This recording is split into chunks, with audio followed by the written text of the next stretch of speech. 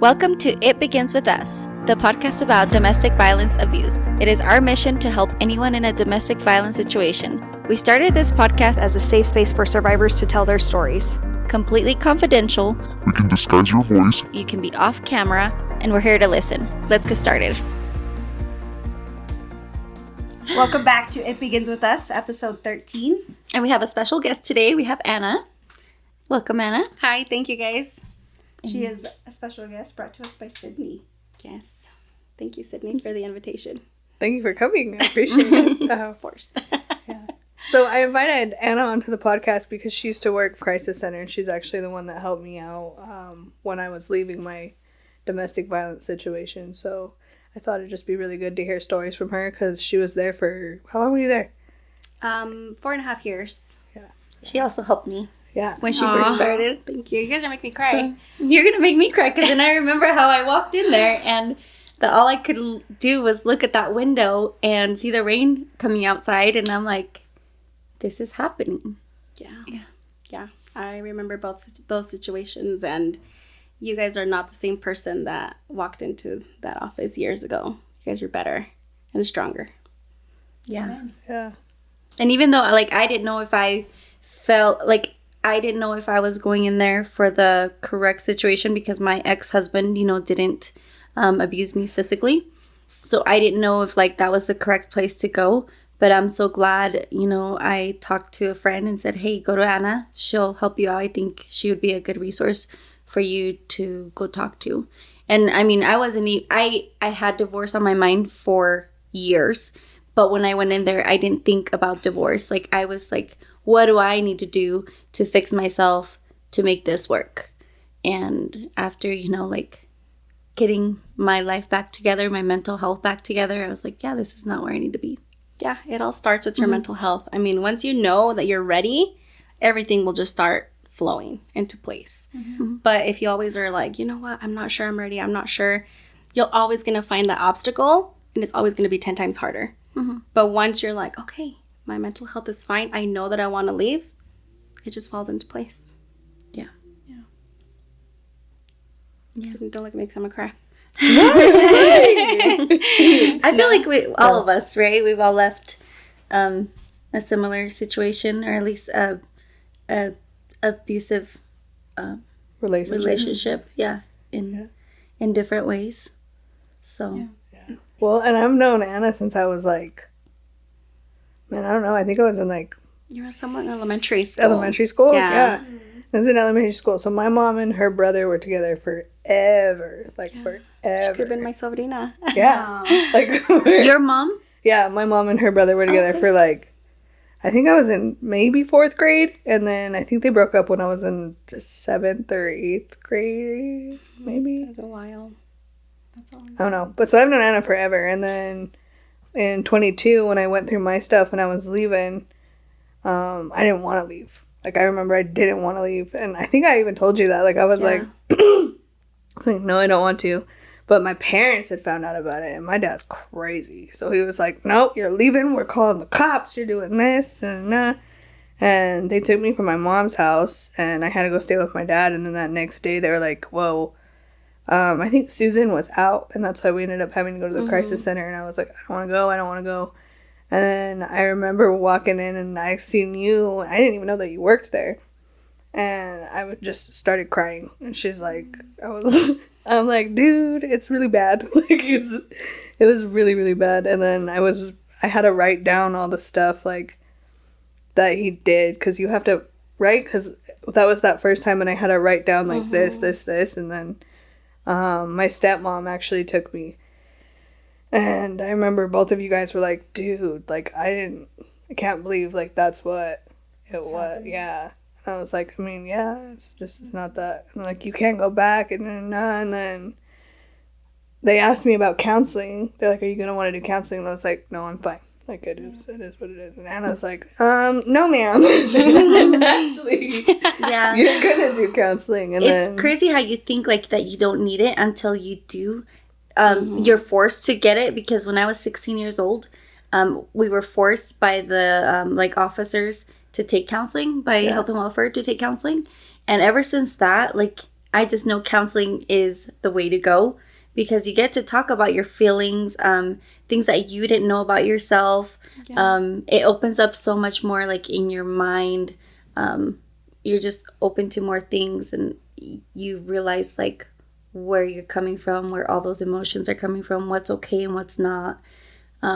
It's just kind of like a string that's all like this, and then you just start pulling and it starts, untangling. And yeah, you learn about traumas that you're like, oh, this happened when I was little. Maybe that's why I'm so scared of this now. And or major mommy issues, major daddy issues, all that stuff kind of portrays into the relationships that you were in at that moment, and it helps you to understand why. Yep. I think having a outside perspective too is really helpful, especially in situations like with the domestic violence. Because for me, like I was like, I don't want to look at my dad and tell him like that you're being hurt. Yeah, like I don't want to look at my parents and tell them that. And so, talking to like Shayna about it, it was really like she was like, "Sid, this is bad." Like, and I was always like, "Oh, it wasn't that bad. He locked me in a trunk, but I mean, he let me out. Like, it was only a couple hours. It wasn't that bad." And she's like, "No, Sydney, that's bad." And I'm like, I remember I hadn't left yet, and also that's who did my counseling too. Just because I had a really hard time with communication, and she like wrote down on the board, like how to communicate and like what things like you had to like go down when, where, why, all the things that you do. And I remember saying like, oh, so me and my kids did this, but because of this. And she's like, Maria, why do you feel like the need that you have to explain yourself? And justify it. Like justify why you're doing. There's absolutely nothing wrong with what you're doing, but why do you feel like you have to justify yourself to me? And I was like, I didn't know I was doing that. And then I like, every time I would have a conversation with somebody, I'm like, oh my gosh, I'm always like making sure that they know why I'm doing things I do, instead of like just having a conversation, like a normal conversation. That's it. It was a huge like eye opener for me. Yeah. I feel like sometimes we still do that. Like I do, for sure. Explain things. Yeah, I know you do, and I know I do too. And I'm like, why? Like, why All am I the still time. talking? All the time. I'm hearing you say this, and I'm like, I totally do that. And maybe that's an overshare without really realizing it. I know for me, it's a lot of like the gaslighting. Like with my parents, there was always gaslighting all the way growing up, and then my first husband, and then my second husband. So it was always like I had to have it either written or like recorded or something like that, because of like so that way people would believe me. Because if it wasn't on paper or recorded, then I'm like, nobody's gonna believe me. Just because my parents always like, well, nobody's gonna believe you. Like that didn't even happen. You were gaslighted so much that you had to have actual evidence to feel like it was even the truth. Right. Because I even questioned my own truth all the time. Yeah. It makes you question a lot of things, right? Yeah. Like, did it even happen? Was it even that bad? Like, it wasn't You until... say a lot like, am I crazy? No. Yeah. Yeah. Yeah. I ask myself that all the time, just because growing up, it was always like, well, you're crazy. You're crazy. And, I felt like I always had to have a really good explanation. Like, if I was getting hurt, I would have to have an explanation as to why he hurt me. And obviously, when you're down on the ground and you're like, you get hit again, and he's like, come on, I need an answer like right now. And so now I feel like I always have to over explain, even though half the time I'm like, why? But it's because you get told like you have to. Yeah. And that is classic narcissism, right? Because it's they hit you and they do this to you, but the next day they bring you flowers. And it's like, oh, it's because I beat you up, but here's some flowers, right? So what are they trying to tell you? Oh, they hurt me because maybe I didn't cook what he wanted. Maybe I didn't do what he wanted, right? And it's like, but he brought me flowers, right? So they try to compensate for the bad they're doing. And it's like, here, and what do you tell yourself? Oh, maybe I am crazy. Maybe I am, just imagining these things. Maybe I deserved it. But Yeah. in reality, did you deserve it though? No. Exactly. Yeah, my first husband was like that. Like, he would beat me. First, like, I didn't know how to communicate. It was a huge thing because if I would try to communicate and it was just like, no, you're not right. That's not what happened. And then I just shut down. So anytime, like, there was an issue, I just be quiet and I just looked down and I didn't want to talk. And what's wrong? What's wrong? What's wrong now? Like, tell me what's wrong, And it until he blew up and I didn't know how to say, like, I didn't know how to talk. I was too scared. And then boom, that's when it hit me. Like, he would hit me. He would throw me. He would punch me. He would kick me. All while degrading you and making you feel worthless. Yeah. And then going back, making you think that you deserved it, right? Yep. And Because then the you next didn't day, answer him. Yep. And then the next day, it would be flowers and candles and let's go on a date. Yeah. The mental that is along with the physical is insane. But in that moment, you don't think of that. But like hearing you say it. Yeah. It's crazy how normal it gets. I keep losing my voice, dude. It's been happening for like a month. It's so weird. It's crazy how normal it gets. Like, you listen. So, like, when I listen to Maria and I listen to Angelica and I listen to you guys, it's like, bro, that's insane. Like, that's just crazy. But then, like, my stuff, I'm like, oh, that was just Tuesday. Like, Yeah. so it's just weird how normal it gets because they just do it to you so constantly. And then, Right. like, the constant, I don't know, for me, like, my thing, I hated it so much because he'd be like, all I'm trying to do is work on the relationship. All I try to do is talk to you, and you don't even care, and you don't, no, and if you would just answer me when I'm trying to explain my feelings, then it wouldn't get like this, and no, and I'm like, well, he's right, I do suck at like, if you yell at me, I'm like, I don't want to talk, so he's right, I should get better about that, but really, he shouldn't have been yelling at me. Right. I'm like, there's no reason to yell. We're right here. The car is only this big. Like, but you're right here screaming in my face. Yeah. And then it was just normal. I'm like, oh, okay. Well, do. And then you listen to other people and I'm like, no, dude, like, that's horrible. You should never go through that. For ever. some people, screaming and yelling like that, they don't even recognize that they are screaming and yelling. Yeah. And that's just a normal... To them, it's normal. Like, they don't realize that it's heightened, and you're literally over here, like, I can feel it on my face. Yeah. Like, I'm like, your spit. your hit spit me. is hitting me. And I think the day that I knew that it was officially done with mine, it was, we had gone out, and I had worked and got off work, and he wanted to stay out, and I did not. I wanted to go home, and then he wanted to go home, and so I was like, okay, well, I guess we'll stay out then, whatever. And he ended up going home, and I ended up staying out, and he came back out later, and he wanted me to leave with him.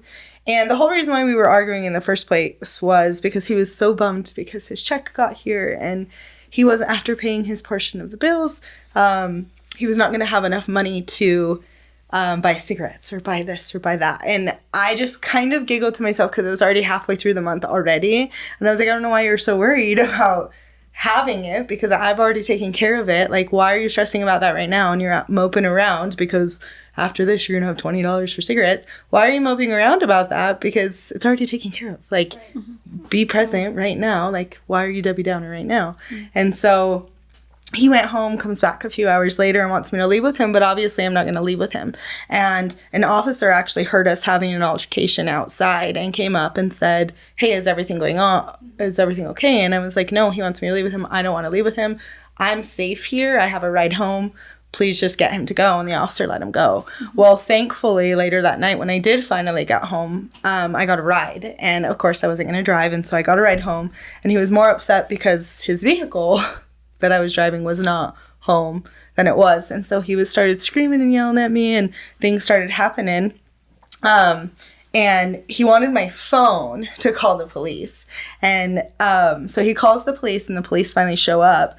And he had, in that altercation going back and forth, while he was calling the police, he had pinned me down in the couch, and it had broke. And so I was stuck in the couch. Well, while he was on the phone talking to the police, I bit him on the shoulder. So when the police showed up, of course, they saw his face and they saw his back. And so they actually gave me the tickets. But because it was during COVID time, they just gave me the ticket, and he got to go because he was the victim. He said he was choosing to leave at that time, and he got to go. So they let him go. And in that moment, I just remember him fall. They do that, chase you down the hallway, back into a corner, and you're trying to get away because you realize that the situation is escalating, and they chase you away. And so it's trying to get away and not being able to get away, and they're just screaming and the yelling, and it's like, I'm right here. I'm clearly trying to get away. I don't want to do this arguing anymore. But yet they just poke and prod and instigate and all these things, and the yelling just becomes normal. And at that point, you're not listening anymore. Then it just turns into a screaming match back and forth. And it's horrible. I mean, but to some people, that's just normal communication. But they love me. The next day it was like, oh, I'm so sorry that happened. But let's talk about it. And after that, I had to go to counseling. And when I first went in, I was pretty upset and thinking that, why is it my fault? This is not even my fault, but yet here I am. And then as I was there, and I was, they make you go through the different steps, and they make you a timeline, trace it back to write out whenever you guys got into an art. Because I was trying to say that, well, maybe I did play a role. I was drinking a lot, at that time. And so you kind of try to take fault, but it wasn't until when you are connecting the dots and you're looking at the phone and you're writing out the timeline of all those situations and what set him off and what didn't, and it all just, it's an inner web of connections that all stem back to the same thing. How long were you in that relationship for? 3 years. And we had separated once for about 6 months. And things went well during the separation. And then I think the holidays came around and we got lonely. And so I let him back in. And so we had been separated for that time. And what started the altercations in the first place was to protect myself when I got into my new space. I didn't put him on my lease. And that was just I just wanted to protect myself. I didn't want to have to worry about having to be in a relationship with someone that I didn't know if was going to be in my future or not in my future. And so I didn't want that. So when the lease came up to be renewed and he noticed that his name was not on there, that's what started it all. And he had kicked in the bathroom vanity, just the door, just sitting on the ground, just kicked it in just because he was like, what the heck, if you're going to lie to me about this, what else are you lying to me about? And I, even just from that moment. And so we had separated, and when we got back together, I had moved into the place that I'm in now. And I'd moved in February, and then in June is when the altercation happened. So it was we had spent that time apart. We tried reconnecting over the holidays, moved in February, and was already in the huge altercation by June. So it was just the final straw. And it's crazy because right before we moved out, he had put my head through the dryer door. And I never thought of that as I never recognized that was bad. His strength of just yelling and screaming and pushing and yelling at me, he did that. But I thought in that moment, I had just deserved it. And so I had that washer and dryer for so long, and it was just a constant visual because he was like, oh, I'll fix it. And then he never fixed it. He never fixed the door. But it was a constant reminder for me that you did that and you didn't think anything. You didn't think anything of it. And so when those finally broke, I was like, yeah. I get new things in my life. So it was perfect. But yeah, it's crazy too. It never really was physical, I thought, until you hear the stories and you're like, well, actually, like, yeah, that kind of did that. Yeah. That kind of did happen to me too. But you don't. I never would have thought that. Right. So Right.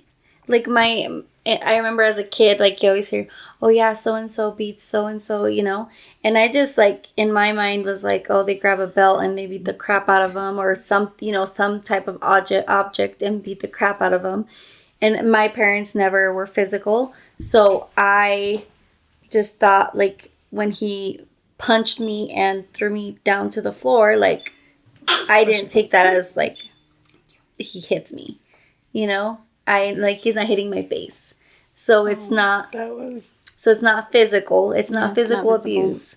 You know, when he punched me on my side of my leg because he asked me to pop a pimple and it hurt, and then he hit me so hard.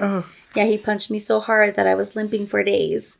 When he grabbed my head and slammed it on the windshield, like I didn't take that as he's beating me, you know, because. He didn't. Well, I never did. Yeah, I never did. He didn't punch me in the face, you know. You thought that was love. Yeah. They're showing love in a sort of way. Well, and then for me too, I thought it was just two drunk people getting the best out of it. You know, like they're drunk, their emotions are high, they're screaming, they're yelling. You know, like it just that became kind of just became normal for me, and I didn't. Yeah. It wasn't, when it was good, it was good. When it was bad, it was bad. Yeah. So going back really quick, if you don't mind me, you were talking, was it the dryer that you said that he hurt you with the dryer? Yeah, and I don't even know how that happened, but somehow I ended up down and in front of him, and before I knew it, my head was in the dryer. So you kept that dryer for a little bit longer. I did.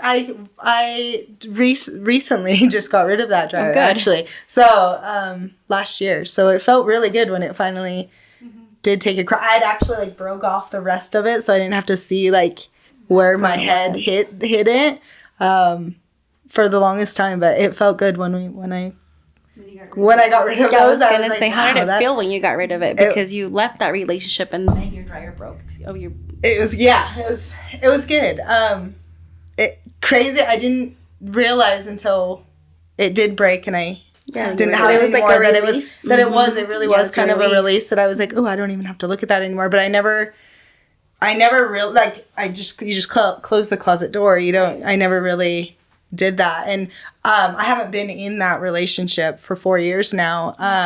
It's been about 6, realistically, but 4 years since we've really talked or anything like that. And I ran into him at a friend's funeral a few months ago, and it was crazy because I know that I had a feeling he would be there, but I wasn't sure that he would be there. And then I thought we were going to miss each other, and we almost missed each other. And then of course he came back. And he came back, and I acknowledged who he was with, and then I just immediately turned around. Like I couldn't even like look at him. I couldn't give him my presence. I couldn't give him any of my energy because it makes me just I cannot believe like. And I hear the stories now of like the relationships he's been in since me. Like I've had random strangers come up to me and be like, I don't know how you were with him for so long. This is what happened to me. And then they'll be like, and I was only with him for a couple months. And they're like, I don't know how you were with him for 2 years, almost 3 years. And I didn't realize. I guess I was just you thought it was alcohol normal. blinded. I guess maybe I'm not really sure. So, but it was just how something can hold on anything can hold on to that much emotion from you, right? Yeah. Well, and it wasn't until it broke that then when I got to get rid of it, I was like, man, I didn't realize how much that held in it. I'm glad you were able to get out of that situation. I'm glad that it sucks how everything happened, but I think it was for the best, because on more than one occasion, he was clearly an alcoholic, and he was not mentally there and mentally stable in some stages, and I chased him around the house trying to get a gun out of his hands more than once. And so I never realized, like, it wasn't until it continued to happen more so on the regular, because he'd be like, if I'm not going to have you, no one's going to have you type of situation, or I don't want to be here anymore. And so then it would turn into me. I'm running around the house trying to get the gun away from him without even thinking that an accident could happen. And this is exactly how accidents do happen. That you're actually chasing a gun. And I'm actually chasing. Yeah, exactly. And so it was just crazy, the things that happen. And I, like, you kind of play it back a little bit, and it's like, wow, and I just thought that was just a normal Tuesday or a Thursday. Did it ever get so bad that you thought in your head, like, maybe I'll just kill him? No. Because I always want to give people the benefit of the doubt, and I want to say that they sometimes are just not in control. And yeah, like, I knew. Nah, they know. That's why they do that. That's why they do that sorry in the morning, and that's why they do that nice. And they know. They know. Yeah. They know that it's wrong. My first husband, like, it would get so bad that, like, he would not let me sleep at night if we had a big fight. Sometimes I'd pretend that I was okay with whatever happened. He'd be like, well, we have to have makeup sex now. We have to make up. Like, we can't go to sleep. And it'd be 4 or 5 in the morning. And I was just so disgusted, and when I'd hear him snoring, I wanted to go grab that knife that he threatened himself with and put it through his chest to kill him. Like, there was many times that, like, that went through my head. But then I'm like, I'm going to be that one story I can just see it on the journal, you know, like, this crazy it's lady. going to say this crazy girl killed her boyfriend, you know. And I'm going to be in jail, and it's going to be my fault, you know, because I'm the one that turned, like, not him for whatever he did to me, but me because of how I reacted. There was many times, like, I did want to kill him, but I thought about killing him.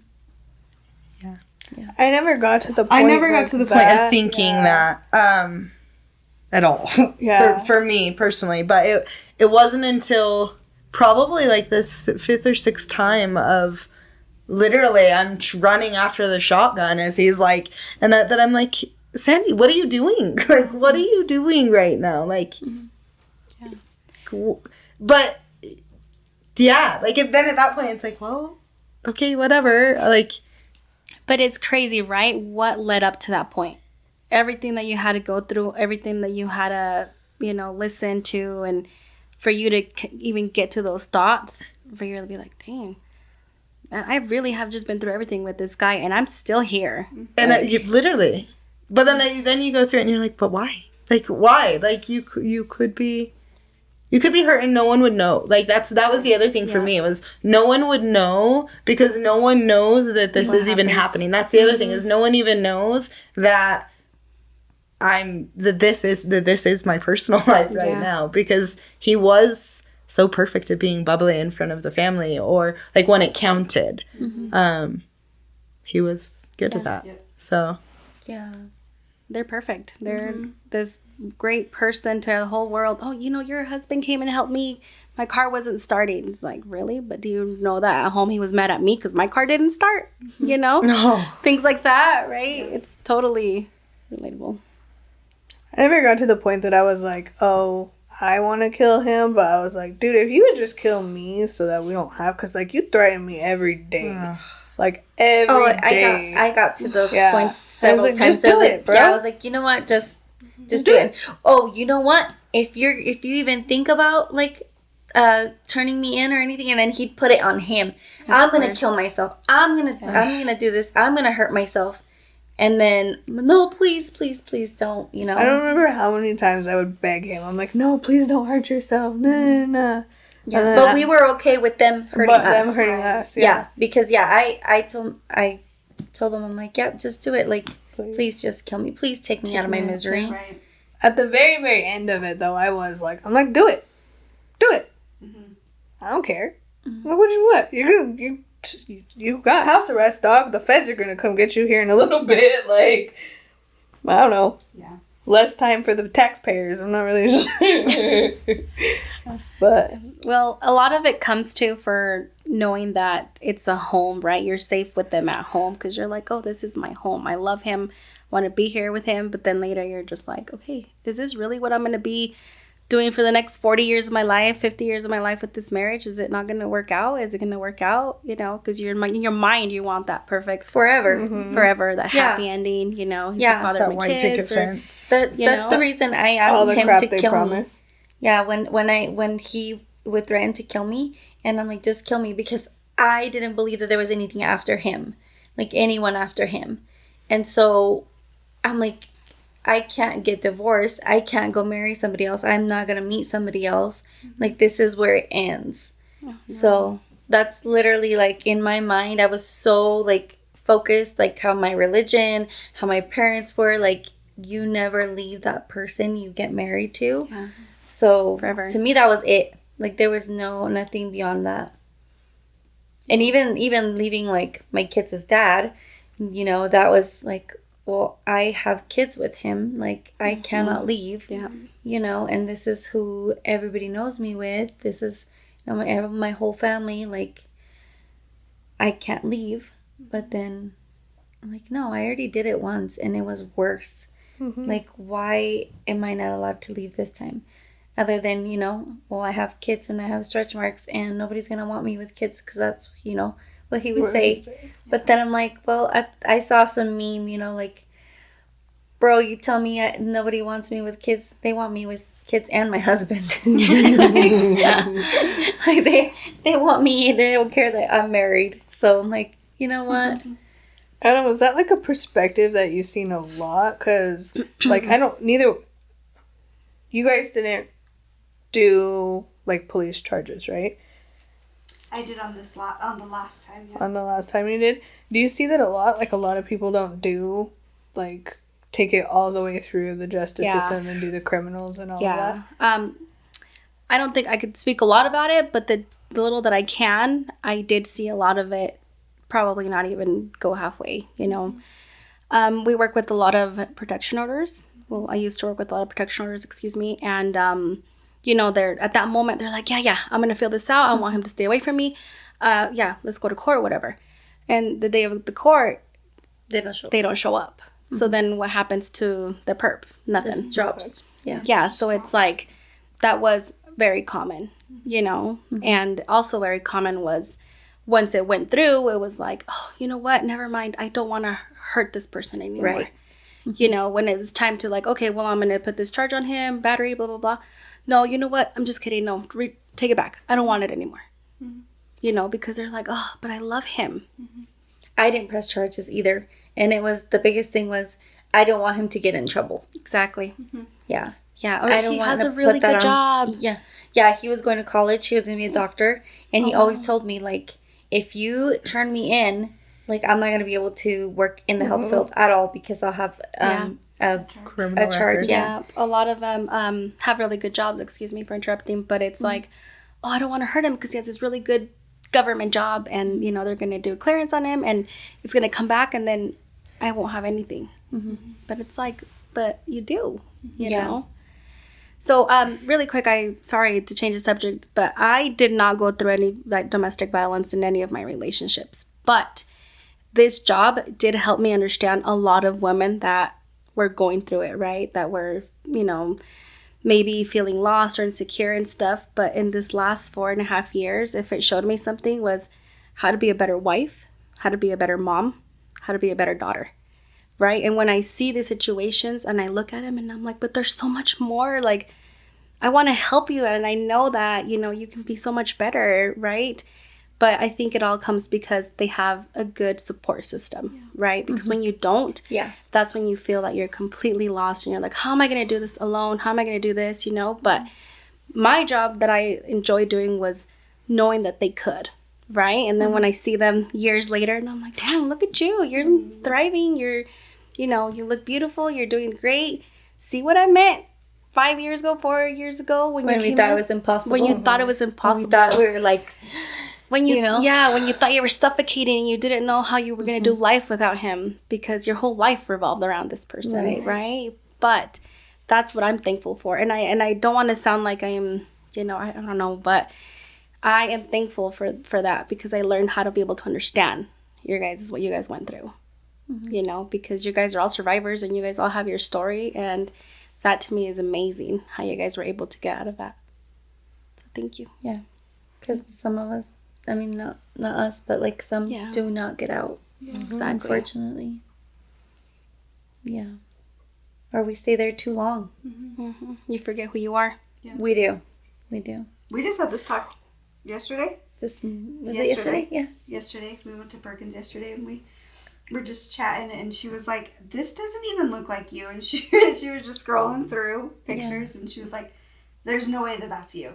And I'm like, "That was me." Doesn't look like her at all. Really? Yeah. And I just like had a memory come up too. I think I had been married, like my second marriage, married for 2 years.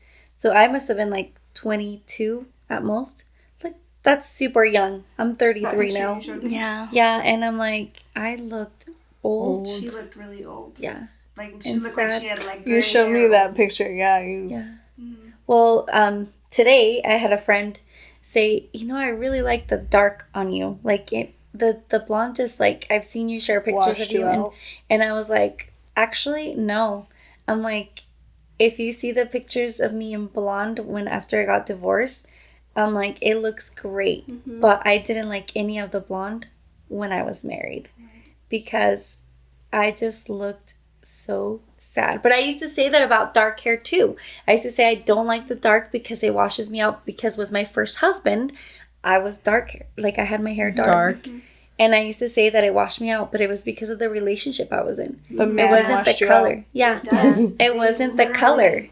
I literally, like, I refused to get dark hair the 10 years I was married to my second husband because I would always say it washed me out, but it didn't look good on me. And that's why I did blonde. But then after leaving, like, I was blonde when I left my marriage of 10 years. And, I mean, my eyes are just bright and I look. Freedom. It's funny how you look Yeah. back at that, huh? And you can Yeah. be like, oh man, nobody knew that I was going through my darkest moment there. But I remember how that moment felt. And I remember the clothes I was wearing, the hair that I had. And now you're like, oh, wow, that's not me. Yeah. Right? That's the growth. That's the Yeah. healing in you guys. Yeah. It's cool. I had I don't know if it happens for you guys, but so I just went. Was it last month? When did I do court? Yeah, last one. It was like last month or the month before. I think my feller, not my feller, but stupid, got sentenced. Finally, it's been like 2 years, and like about the growth and stuff. I was like, oh yeah, I'm good. I'm healed. I did this ball. Like I'm all good. No. And we're sitting in court. It's the first time I'd seen him in forever, and I remember just my stomach turning. I was just, ugh. I'm like, ooh, you're so gross. You're so gross. You're so gross. And they've done like 10 like it's been 2 years. Like they've been dragging this out, and he's done like everything he possibly could to drag it out. And they were going to do a continuance again, and I was good. I was like, no, I got this. Like, I'm not going to cry. I'm fine. And then the prosecutor turned around and he's like, hey, can you come back in like an hour? Like they want to do a continuance. He said that he didn't read they do like a evaluation thingy, and it like, I can't remember what it was. It was something, he said that I was a heroin addict and I was a prostitute, and like they tell him to like talk about like the victim and like what they and whatever. And he said all this stuff, and I was like, first of all, sir, that's false, but whatever. And so we were sitting there and they were going to do it, and I was good the whole time. But as soon as the prosecutor turned around and asked me if we could come back in an hour, I just started bawling, because it was like, son of a... Still he has the control. Like, still, he gets to make the decisions and do all of this. Yeah. And then I was bawling and bawling and bawling. And I was, after like just a little bit, his lawyer was like, okay, my guy says we're going to continue. Like, let's just proceed, whatever. And instantly the first thing that popped in my head was, oh, he's going to keep going because he's upset that I'm upset. Like, it was like because he cared about me, You that were I still was thinking crying. about him. That was like the feelings. first thing that popped in my head. And then I was like, Sydney, that's not why. What's it's because no? he didn't get a month instead of a month Yeah. continuous instead of a. But that's the first thing that went back to my head. So it's cool to see the growth, but I think it's like It's scary too. long. Well, no, I think like the healing of it, like how traumatic all of that Yeah. stuff is, it's just you can grow so much, but still something will set you back like quick. It's those triggers. Mm-hmm. Yeah, I remember a good friend of mine would always be. I went through a really nasty divorce about 13 years ago, and I mean, obviously, you cry. You know, you're devastated, you're depressed, and I had this really good friend that would couple good friends that always stop by and check on me, and they'll be like, "One day you're gonna be okay, though. One day," and I would be so pissed. I'm like, "Can you stop telling me that? Because I'm not okay, and then one day is not going to happen. When is that? Can you fast forward to that date?" Did you think that too? And I was always like, oh man, I think about that. And now fast forward, you know, I'm with my husband. I've been with him for about 11 years, and I'm like, whoa, that one day really happened, you know. But at that He's so moment, nice. thank you. He's a so cutie. nice. I like him. Yeah, and you know, now I'm like, oh, that one day happened, you know. And so when I tell other people, one day you'll be fine, I'm like, I know you hate me right now because I'm telling you this. I told you that. I was like, one day, it's never gonna be yeah. And I was like, one day it's gonna be fine. I think I told you too. I was like, yeah. you know what? One day when you look back at this day, you're gonna be like, oh man, that was terrible. Did I really just do that? You know, when you get your happy, and maybe it won't be your happily however you imagined it, but knowing that you're happy is like, my one day happened, you know. But at those moments, it's just the hardest thing to hear, Yeah. you know. And I'm thankful for my friends because I mean that one day I was like, oh, stop, you know. But Yeah. it's something that you You learn. have good friends, Maria. Yeah.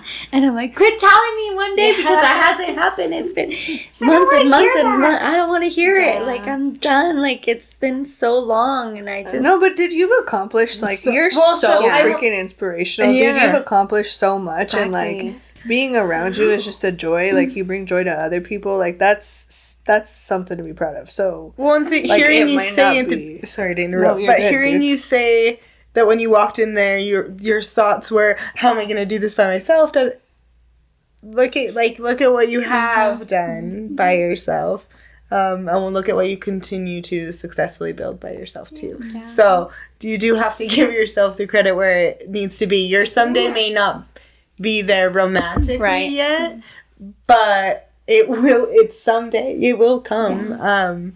You're right now still building your empire, so She's doing great. you're doing great. Yeah. So So funny that you say that because I had a Snapchat reminder the other day of me going to your old house when you would set up your carrito there for your waters. And it came up on, you know, because I took a picture of 3 you. years ago. Yeah, I took a picture of you and I was like, over here supporting Maria, you know, and then look at you now. You have like a whole business and everything, you know. So it's like, dang, where you started and where you're at. That's a huge thing. not that long ago too. So Yeah. just Yeah. so Yeah, and those 3 years went by fast. fast. Yeah. Yeah. But you've done a lot of growing. Yeah. Like in 2 weeks, it's going to be 4 years since I've been divorced. It's crazy. Because when I was going through it, it just, those 8 months, it just dragged and dragged and dragged. Forever. Yeah, it felt like years and it just would not go away. And it just continued to get worse and worse. Because I was like, it wasn't even that bad. And that's the thing is it does just get worse when we try to convince ourselves that it's not that bad, and then it's like it's bad. Like it's what it's bad when you need to have a couple of drinks to be able to have a conversation, just to be able to stand in the room with them, like to have a conversation and hear about how their day is. And I never thought that I had a problem. Like, I never thought that I had a problem with alcohol until I realized, like, I'm literally having to chug 3 drinks real quick to talk to you in the 1 hour that I get in mechanism. between break time before I go back off to work again. Like, and in my job, I was a bartender. So, yeah, I would work the day shift, get an hour break, listen to him vent for a minute about how crappy his day was, and then I'd go back to work. But, dude, in that 1 hour, I was, like, slinging him back because I was just trying to just be able to even stand to be in the same room with him because I would just hear him. Oh, I feel that so deeply. My I gosh, drink so much. Well, it's so crazy, and I like think about it now, and I'm like, gosh, I didn't. Yeah. I look back at it and I'm like, man, I was in denial that I was drinking that much, but I was drinking as he was drinking way more. So I was drinking like a fraction of what he was drinking, but I was still drinking heavily. Like when I could, I was, and it was mostly just so I could enjoy his company. And that's terrible to say.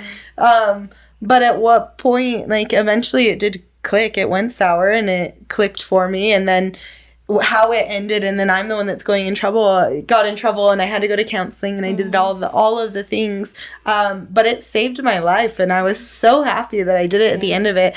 And we haven't been together in 5 years, but running into him a few months ago and like seeing him and looking away, I like just that pit in your stomach, but then it was just like pure disgust. I was like, I was so proud of myself for not even wanting to give the energy. Like it still brought up feels because I was like, you are not even close with this human being, yet you are here because you wanted hoping to interact, hoping to cross paths again. And it was just like, shame on you. Shame on you, but no energy and out the other direction, you know, like that's all I could do. I don't believe that it like ever goes away. Maybe it gets less, but the last time I ran into my first ex-husband, it had been 8 years since I had seen him. It's been 15 now, but it was 8 years ago. Mattress Firm has big, huge windows, and the way I felt that day, like I thought I was in a glass box, and I literally thought like for years that store was all made out of glass. Like I didn't know there was big panels in between the windows. Because you just... Until now that I drive by every day, then I'm like, why did I think that for years, I thought that was all glass. Right. And it wasn't. It's not. I'm like, they haven't done any remodel to it or anything. So why did I think that it was made out of glass?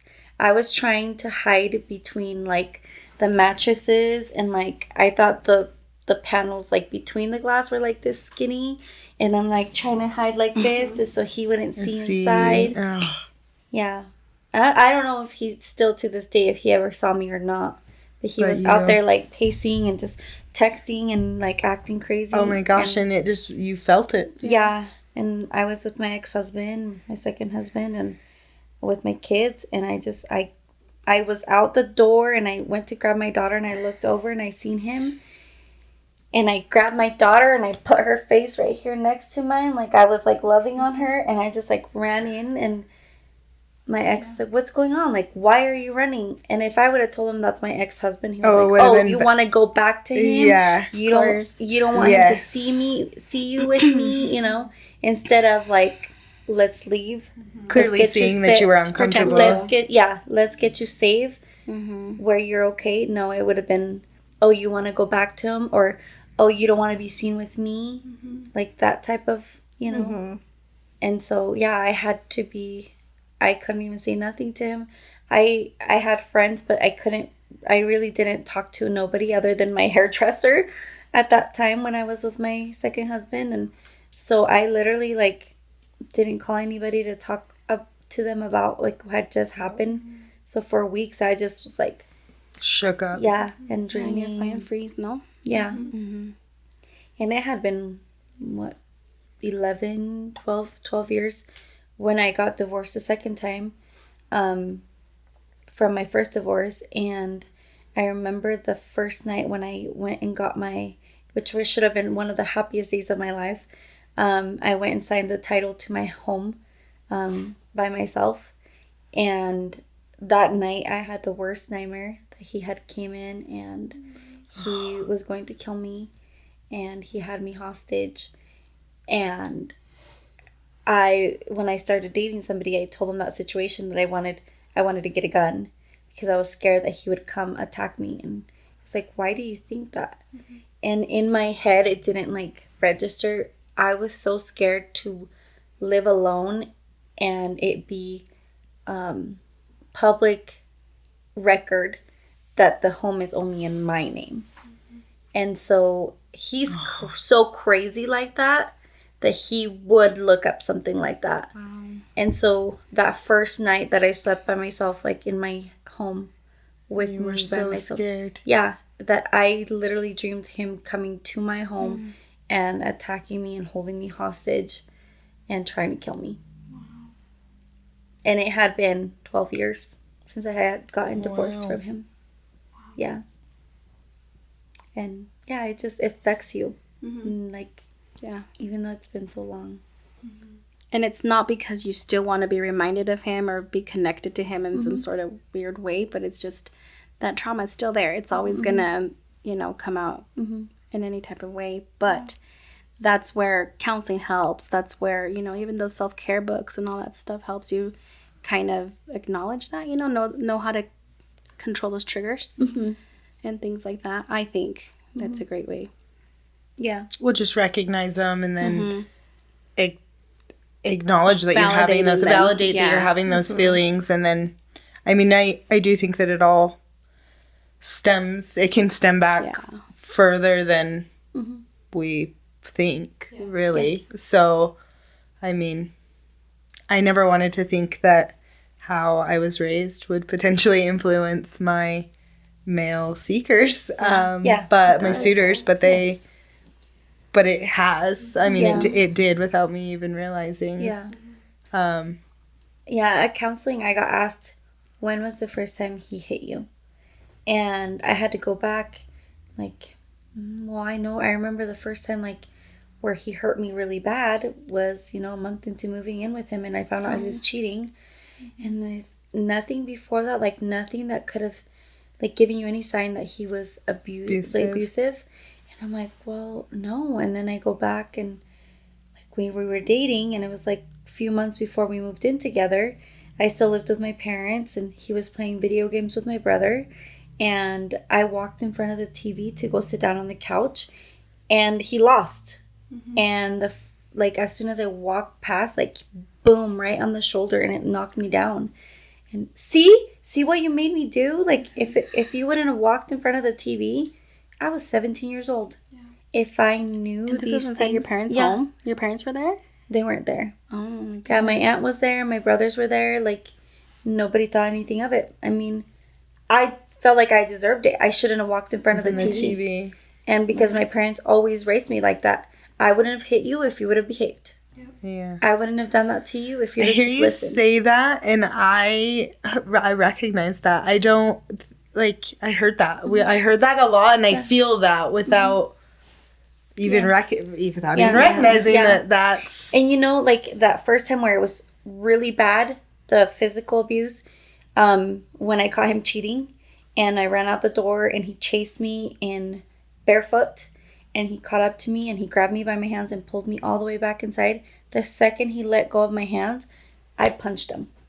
And his first reaction was to hit me back, to punch me, throw me on the stairs. I had bruises on my chest. When he was trying to attack me, he scratched my nose. Like, I always say I have, like, a little dip in my nose because it was so bad. I was bleeding for a while. Like, I had to cover up with makeup a lot. I pretended like I had acne back then, so I, like, say that it was acne, that I had a scar from acne, but it wasn't. And I said it was my fault because, and he said, if I have, I don't have flight, it's always attack. If somebody attacks me, I have to attack back. So you got to realize, like, I had to hit you because you hit me first. You started it. Yeah, but the second, like, I always say that was the moment I realized, like, a woman's strength compared to a man's is nowhere near. Physically, it doesn't compare. Because I felt like a little toothpick compared to him, because that punch that I threw at him, like, didn't faze him at all. Well, dude, and I've seen pictures of you when you were, like, young in high school. I was 120 and you were, like, pounds. And he was 300 pounds. Oh my gosh. He was a big guy, and he worked out a lot. He was big, just a big guy. And I was just tiny, little tiny thing. Honestly, like, I don't know I'm really lucky to be alive. Yeah, you, Yeah, definitely. Yeah. There was, I never got checked, like, my ribs, but there was one time my ribs hurt for weeks. I don't know if he fractured it or what, like, Popped one out. yeah, Somehow. like, That hurts. yeah. He was forcing me to give him oral sex, and I kept saying no, no, no, no. And my mouth was closed, and he, like, opened it, and as soon as he tried to put inside and I closed it and I bit the very tip, my jaw just clamped down, and he freaked out so bad, and he punched me and in my rib, threw me off the bed and kicked me. And I remember not being able to breathe for seconds. Like, I was just like got the the wind knocked yeah, the wind knocked out of me, and just thinking, like, this is it. This is where I go. And I still thought it was my fault because I bit him.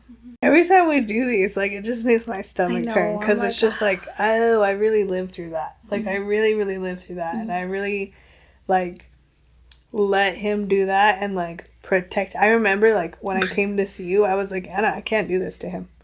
I can't do this to him. Like, I can't turn him in. Like, I can't do this to him. I can't do this to him. And then now where I am, I'm like, ew, dude, like, that just... That I know exactly what you I didn't go through exactly that, but I could hear his voice in my head saying everything that you said, and it's That instance was brought up in court when I went to court. Like, I also did not press charges. When I got help from the Family Alliance Crisis Center in Pocatello, they took my information. Like, I wrote a paper for like 2 hours. They did an instant, like, protection order for 2 weeks. It was immediate. Then I went to the courthouse in American Falls, in Power County, and they're like, you need to fill this out. I didn't know what was going on. I don't know any of the legal stuff. Like, I mean, I could speak English, but I had no idea any of the legal stuff. So right away, they wanted to charge him, and they asked me, like, if I wanted to get it extended. So the day that it ended, my 2 weeks ended, it was on my birthday, and we had to go to court to see if it was going to get extended. And they wanted me to press charges, and I said, no, I'm not pressing charges. Still, they asked me to be a witness of the state, and I agreed because I felt like, well, they're helping me. This is what I owe them, you know, for them to be able to do this for me. So, I talked in court, and his lawyer was the biggest jerk. Yes, that's a nice way to put it. He asked about that instance with biting him, and what he did to me. And we went to the movies that night. Iron Man was playing that night. Like, I remember, I think it was Iron Man 2, I want to say. And we went to the movies, and he asked, you said you went to the movies after. Like, why didn't you tell any of your friends? And I was so disgusted, like, by the way he talked to me, his lawyer. And I looked at him, I'm like, I am dying up here trying to tell you. Like, I'm disgusted to tell you this. And I started crying. I'm like, why would I tell anybody? I don't want anybody to know that I bit his penis. And the whole room went silent. The prosecutor and the cops that were involved, the ones that were the investigator that was involved, went and gave me a hug afterwards and was like, you are so strong for saying that, for talking about that, because a lot of people don't even say, like, you are such a strong woman for being up there and saying what he did to you. And I was like, I mean, how was I supposed to tell anybody? I mean, I talk about it now. It's been 15 years. Yeah. But it took me years to talk about it. Even in counseling. Like, I was disgusted. How was I even going to repeat something like that? But maybe that's what helped them draw their conclusions, no? Right. I mean, it led to... Yeah. The embarrassment led to something positive in a way. Yeah. And, like, it's okay. It's okay to talk about it. I'm sure, like, every situation that we have been through, that anybody listening has been through, there's a person out there that has been through the Same thing. Same situation. Yeah. Mm-hmm. And we just don't know because we don't talk about it. Yeah. I mean, we relate, just us 5. We relate to some things, you know? And we all had totally different situations. Totally Yeah. different situations.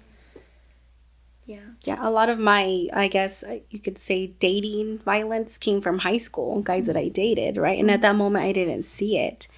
I was like, oh, you know, I'm in love with this guy. I'm in love, whatever. But now hearing everybody's story, you know, in the last couple of years, it's like, I really went through dating violence too, you know? Yeah. Like, oh, I'm going to jump out of this car because you talked to some other guy. Or, you know, you don't want to have sex with me because you're already talking to some other guy. It's like, now you have to do it, right? So, yeah, it's just crazy to think that, you know, you said it, we all have maybe lived it in a different way Yeah. in part of our lives, and it does really put you in perspective of what's happened, Yeah. what's okay and not okay. Right. Like, what kind of advice would you give to somebody that's, you know, Maybe early thinking- in a situation or in a situation that they know is wrong, but they're afraid to leave?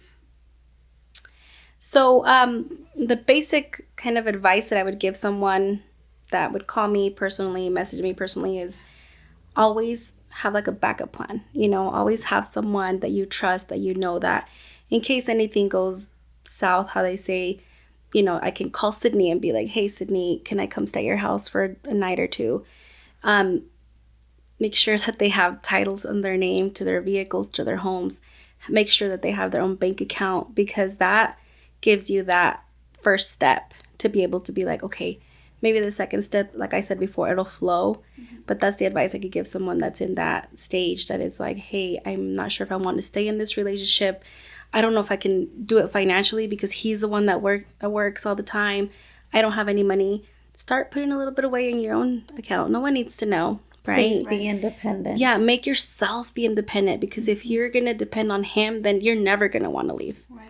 You're never going to want to leave. That's 1,000%. So you know True. what's crazy is I've never been able to rely on someone for that assistance. I've always just provided for myself, but I never, and I think that's why I never thought that I had been in a situation like that, because I just didn't think that that wouldn't affect me, and but it did. But that was your story earlier. That was financial abuse, because you were talking about how he was mad. See, and I that didn't he see was- it as yeah, that, but I didn't see it as that But in you that had time. to provide everything. Yes. Like, you had to provide everything. So that was financial abuse, because he had his own money, but it was for cigarettes and drinking, and he was mad because of bills. And you're like, what bills, bro? I took care of them. Like, you never had to. I remember I just remember, like, I knew what time he was getting off work, and I knew what time I was getting off work, and I knew his routine, and he wasn't there yet, and so I was like, yo, are you okay? Like, something will happen. And he's like, oh, I'm just a little bit bummed, wasn't trying to go out tonight. And I was like, no, we're going out tonight. I have the night off tonight. I didn't get the night off regularly. And so I was like, no, just come out. Like, I don't know why you're moping about this, because it's already been handled. And I was like, you're crying about it. Like, bro, I paid that on the 1st. It's the 15th. Like, you gotta worry about next. You gotta worry about in 2 weeks. Like, we ain't worried about that now. And Sydnee's right, because it falls into. But I didn't think of that until I was like listening to everyone's abuse. story. That I was like, I never would have admitted that was what was happening to me. Yeah, because I can't think of all of them clearly right now, but it's emotional, physical, financial, sexual, And mental. abuse. I mean, they all fall in that umbrella. You know, it has a little bit of everything, and clearly it was financial, abuse, because When the more I think about it too, there was a little bit of, I thought it was more so just mental, because of what was going on, because he was constantly like, he'd get so sad and depressed, and then be like, well, I'm just gonna kill myself. Well, and so then there was like that of, I can't leave him alone, because what if it happens, or what am I gonna go home to, or those were the things that I was worried about. And then given, like, I knew his family history, and so I was like, yeah, that I don't want that. I don't want that for myself. But so I was ultimately just trying to make him happy. Yeah, make him happy and take care of him, but at my expense. And it wasn't until like I said, probably about the 6th or 7th time that I'm chasing down, and we lived in an apartment complex, and I'm like chasing down, like, you are on camera right now like a crazy person with a shotgun, like, what are you doing? Like, I'm more so thinking, like, we're gonna get in trouble and kicked out, and I'm gonna be homeless, and all because you're drunk and angry because of X, Y, and Z. Like, what the heck? Like, so it's nuts. It's crazy. Going back really quick to, you asked me what my advice was. I'm sorry. And, you know, a little bit of the financial and being independent, but there's always help. I mean, there's the national hotlines, there's domestic shelters, there's, you know, agencies all over Idaho that will help you. And I think that's just the most important thing, to also let everybody know in the Hispanic community that there's help in Spanish too, you know, because a lot of them don't speak English, right? So that's where they'll always be like, well, they won't understand me. I won't get the help that I need. But there is help. And no matter what time of the day, there's always somebody there to help. Yeah, 100%. Yes. Yeah. I'm so excited about the ball this year, you guys. I'm so excited. Anna was there last year. You guys were there last year. But I'm excited. Yeah, I'm excited. Dude, it was so It was I'm so awesome. excited because this year we're really gonna, like, we've all worked together to plan this, and highlighting those resources that, like, Anna was talking about with, like, the crisis center and the hotline and 1614, and basically everybody just getting those resources to the public in a safe way. Because, like, I remember when I did it last year, you're like, Sid, you can't have people, like, people can't come to the crisis center for the donation, so you have to set it up a different way. Like, you can't do that because it puts the victims in jeopardy. Like, you can't do that. And so it's really cool what we're doing with the ball this year, to share all of those resources and get everybody as included as much as we can. And the support that we've had for that this year is so cool. So I'm way excited about that. I'm excited too, because I saw the growth. And let me just say that last year when Sydney was like, hey, I have this idea, I was like, this girl's crazy. You know, I was like, how is this going to happen? You know, but the more that I saw her put into it, and the more I saw it coming together, when that day that it was October, what? Like October 11th. I remember we showed up and I was like, dang, oh my goodness, Sydney, you really did this. Like, it was cool. You did this. I was really proud of that. And, you know, we were talking about it last week, and it's like, wow, it went from this to... Yeah, because when I brought it to them, I was like, I just want to do, I don't know, man, I got friends that do hair and stuff. I just want to do like a little bridal show, like just a little thing. Yeah. And then I was watching Harry Potter. Hermione looked so pretty in her dress, and I was like, man, I wish I would have got to do that. Like, that'd be so cool. Like, and then I was like, you know what, dude, I bet I could make money. I bet there are other people that want to dress pretty. And then I was just thinking about it, and I was like, I'm gonna do this. I don't know how. We're gonna do it. You put your mind to it. But see how brave you were to be able to speak about what you went through for a good benefit, for a good cause. I mean, what you had to do in order to be like, hey, I'm doing this because I want to give back to the community that helped me. I'm doing this because I want to help everybody that maybe is living this in silence, you know? But you put your face out there, and you were like, all right, let's get this. Yeah, it was cool. I hope a lot more people reach out because of it too, because after the ball, I got so many messages, and they were like, hey, Sid, like, I don't know who I can talk to, who, like, you work with these people, like, what can, I'm like, I can give you the resources. I don't actually work for them, but I can tell you who. And then you guys came, and you're like, hey, Sydney, do you want to actually work for us? I was like, yeah, let's do it. But you were our first guest on the podcast. Yep. Over the phone. Yeah, I remember that. Oh, yes, I do remember that. Yeah, I remember you were that. so nervous. I asked you, and you're like, I don't know, I just feel like I got too much going on. And then you called me. Like, well, we had somebody else. No, we had somebody else, and they called out, and we're like, let's call Sydney. Yeah. And you answered, and you're like, yeah. And it was just like right on the spot. It worked. I was super nervous too, because I, like, just talking about it, and I was like, well, what if it's too much? It's too strong of a subject, And then we started, it flowed. It flowed, and I was like, wow. And I had never met you in person. Yeah. So, yeah. It was really, really special. It was weird to talk to, like, other people about it. And to talk about it seriously. Because, like, I mean, you guys know me. I joke about everything. Everything. Well, and I think joke about sometimes everything. when we laugh when use it. to hide, yeah, I do. we laugh Yeah. to hide the Shane. emotion. So Shane tells me all I the do time. that. I do that sometimes. I will catch myself. Yeah. Shane used to tell me all the time. She's like, Sydney, you can't laugh about it because, like, that's actually bad, dude. And I'm like, yeah, but, like, it's funny when I say it as a joke.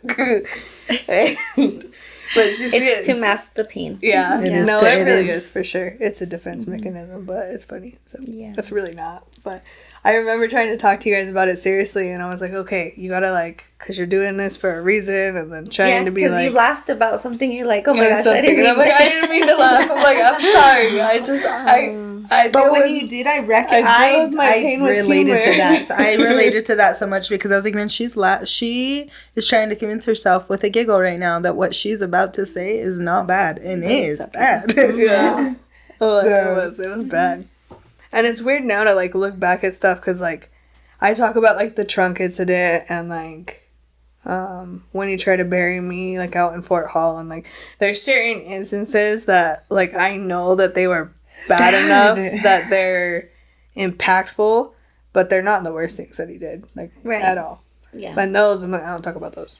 I'm like, I picked... Yeah, you picked your... Yeah, I'm like, I think I picked, like, 6, 7, maybe 8 that I'm, like, when I in reference and when I'm talking to, like, the, like, potential sponsors and, like, trying to, like, explain to people why what we're doing is so important. I picked 6 of, like, the worst ones that didn't hurt me as bad. Does that make sense? Like, Yeah. I'm like, yeah, the trunk thing. was And in I'm there for sure 3 there's hours, also is bad. more that, like, Oh, yeah.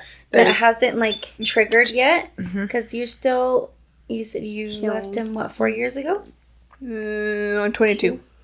Okay, so So 3. Mm-hmm. Yeah, there will be more that will come that you buried inside of you Yeah. that you did not remember. Well, and I'm like, I met him in first grade, so I'm like, I'm sure there's Stuff back then that you didn't yeah. even... Yeah, because, like, the first time I remember him hitting me, I was in 7th grade. And then, like, You were just a baby. Baby. I know, My yeah. daughter is in I- 7th grade. yeah, I was in 7th grade. I don't even remember why. I think, like, he wanted my iPod or something. And I was like, no, dude, like, why would I get... No. And then he got mad and he was, like, trying to take it. And I was like, no. And then he hit me in my stomach. And I remember passing out in the hallway. And then... my friend Marisol was like, dude, I thought you were faking. I thought you were trying to skip class. And I was like, no, man, I don't know what happened. Can I just go to class? Aw. And then they were like, you got to tell the resource officer. You got to tell the resource officer. And I was like, I didn't say nothing. I don't know what happened. No. Ugh. I don't know. Yeah. So I'm like, that's the first time I remember. But then, like, it was, I don't know. So I picked a few that, like, I use for, you know, A reference. Too. yeah, like, reference. But there's a lot of stuff. And I'm like, I don't talk about that. Yeah. There's so much, And- such of a long period of time Yeah. where you dealt with it. I mean, since the first grade, wow. He wasn't bad in first grade. Sydney. No, he wasn't. He was nice to me in first grade. He used to, like, make me notes, and then there were these bullies that would, like, chase me around the playground, and one of them pushed me off the swing set, and he beat him up. And then every day at recess, he was like, no, you're going to play with me. And he was, like, when we were little, he was so nice to me. And then he was Got like, your little crush and Yeah. felt safe when you were little. yeah, and I was safe. And then They it make was- you feel safe at first. yeah. Yeah.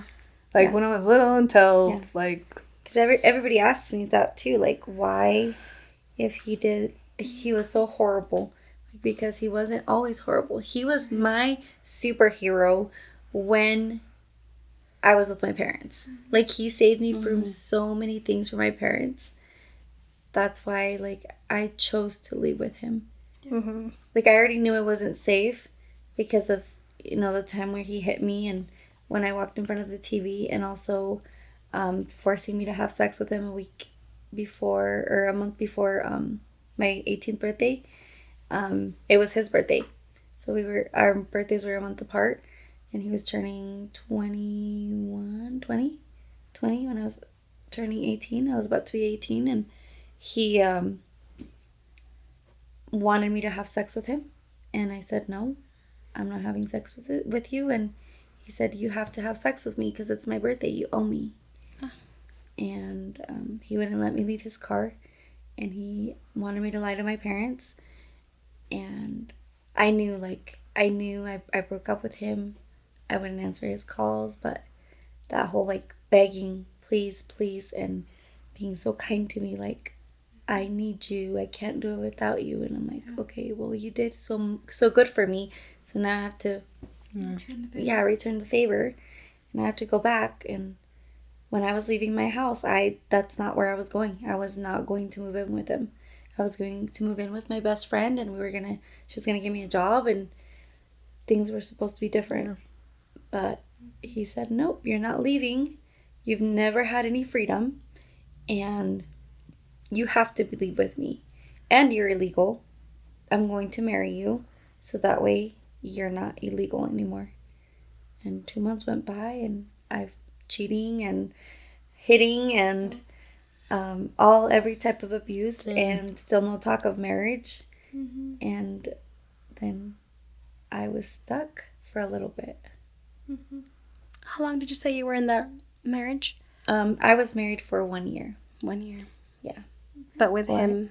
For almost 3 years. Oh, wow. Yeah. Since I was 16 years old. Oh, my goodness. Wow. So, yeah. Legally, I was married 6 months. That's when I left him. Well, legally, I was married like 2 years because I left him and still didn't file for divorce for a couple of years because I was scared. That was one thing he always said. If you leave me, I will never sign the divorce papers. I will kill you or anybody you're with before I will ever sign those papers. So I left. I was single for a year and then met my second husband.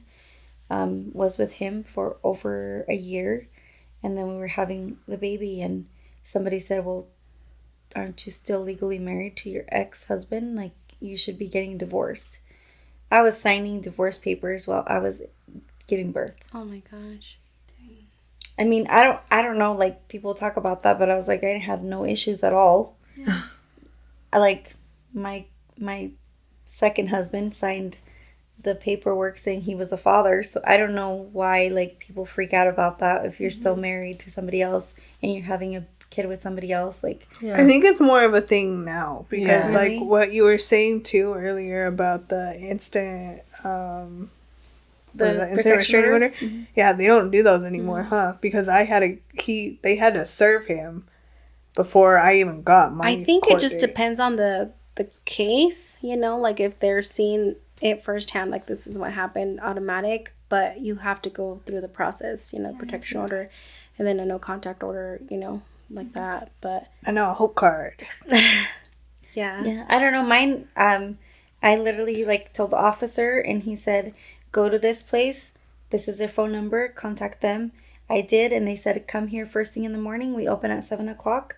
I was there at 7:01, and they had me fill out a paper for 2 hours. I was there filling out information.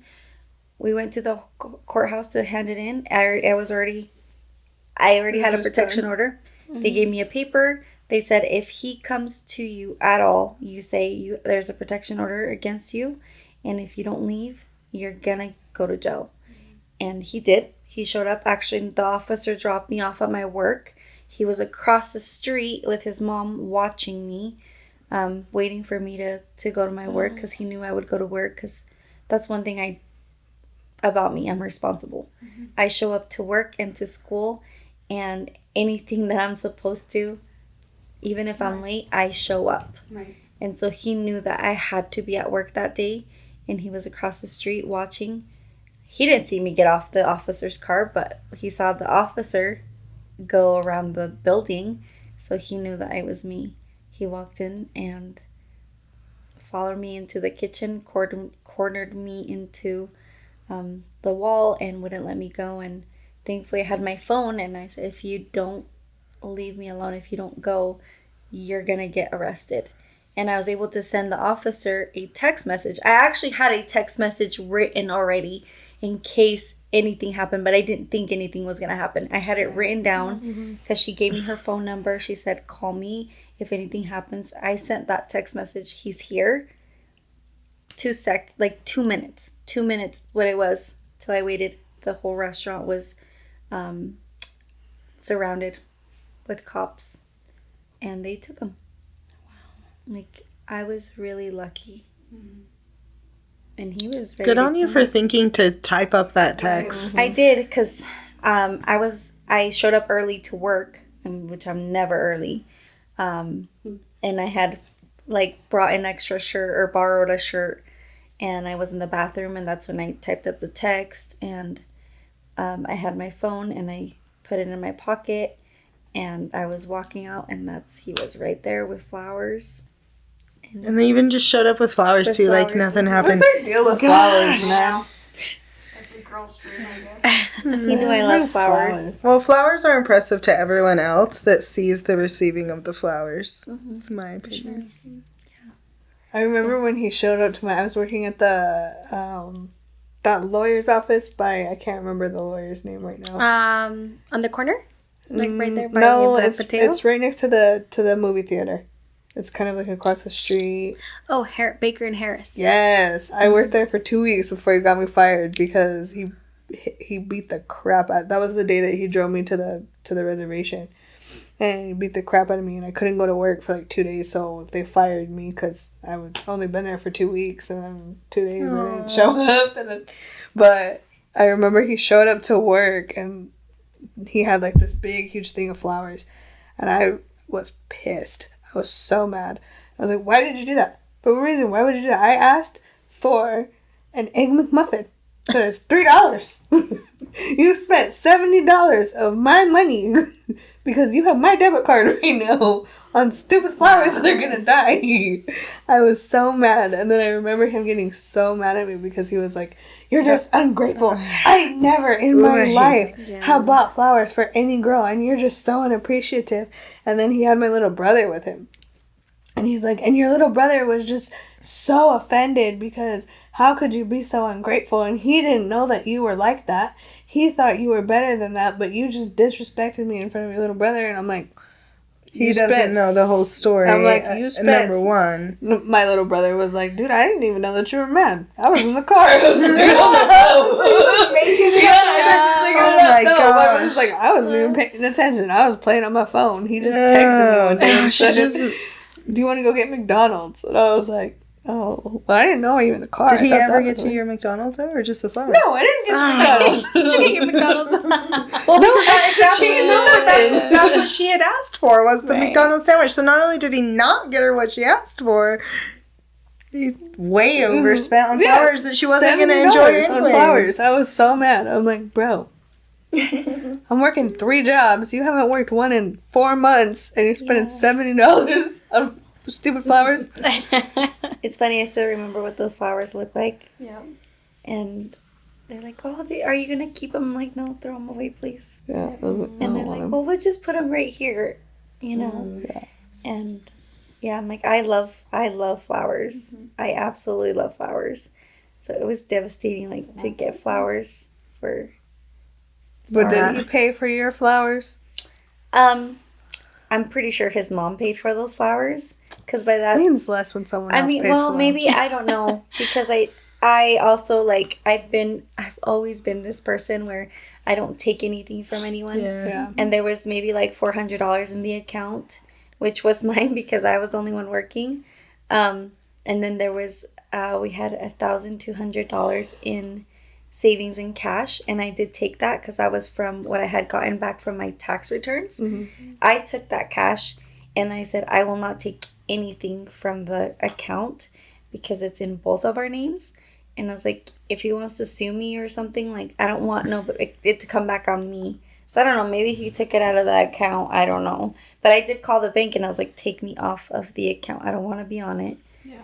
Because I didn't know what he was going to do, if he was going to, like... Yeah. You didn't want to be tied to that. Yeah. Anymore. So, yeah. I don't know who paid for the flowers, but if it wasn't him, it was his mom. I mean, if it wasn't my money, it was his mom's. But we do appreciate you coming all the way over here and thank you. sharing a little bit of Thanks to Sydney for inviting me. I appreciate it. Coming. Yeah, I wish I could say more, and but obviously trying to Confidentiality. Yeah, and I just can't really say things, right? Yeah. So we're thankful what you did, and especially me and her, because thank you. You've experienced it firsthand, Yeah, so that's really yeah. cool. Like, I know going in there, I didn't know if I was even going to be allowed to be in there, like if that was even something I was supposed to be in there for, I didn't think I even qualified, I guess is the word. And when you're like, Maria, let me go talk to them, and you're like, and I was like, okay. And she comes back, well, she thinks like that you have a good reason to be here. And I was like, she does? Really? I didn't think I had a reason to be there, but I was just sent there because of the situation I was going through. And Well, I'm very thankful that you guys decided to go in when you thought you needed the help. Right, because that's what these agencies are there for, to help you. Even when you second guess it, think that I shouldn't be here, maybe someone else is in a worse situation than I am, but no, that's what they are there for. So please use them, use the hotlines, use everything, tell everybody, because you just never know, it could be a perfect marriage, but behind closed doors, we don't know how they are. Right. And I'm very thankful because, like I said earlier, I came into this job not knowing anything, being totally naive, not even knowing what a protection order was. But in these last 4.5 years, I grew to love it, and I will always stand and help and raise my voice for anybody that is going through that situation till this day. So thank you, guys. Oh, thank you. And I love you, because if you weren't there, dude, I wasn't going to do anything. Well, I'm glad you went in, because So, look at you. thank you. Remember that one day I was telling you? Oh, thank you for being there, because I really wasn't going to say anything. So thank you so much. I love Thank you, guys. I appreciate I'm it. excited to see you again Yes. at the ball. Yes, thank you. I'll see you guys In October. yes. If not before then. Yeah, she's helping with the planning and Yeah, stuff. okay, so cool. always Yeah. here. Yeah. Exciting. I know you haven't really sent me an email, but I'm helping. I thought I did. No. I'll change that. Okay. Sorry. Perfect. Thank you, guys. I appreciate it. Thank you. Thank you, Anna. Thank you. It Begins With Us is a supporting podcast for 1614 Revival Foundation. Please leave us a 5-star rating and review wherever possible. That really helps the show reach more people. You can follow us on social media. The links are in the show notes. Do not hesitate to reach out. See you next time.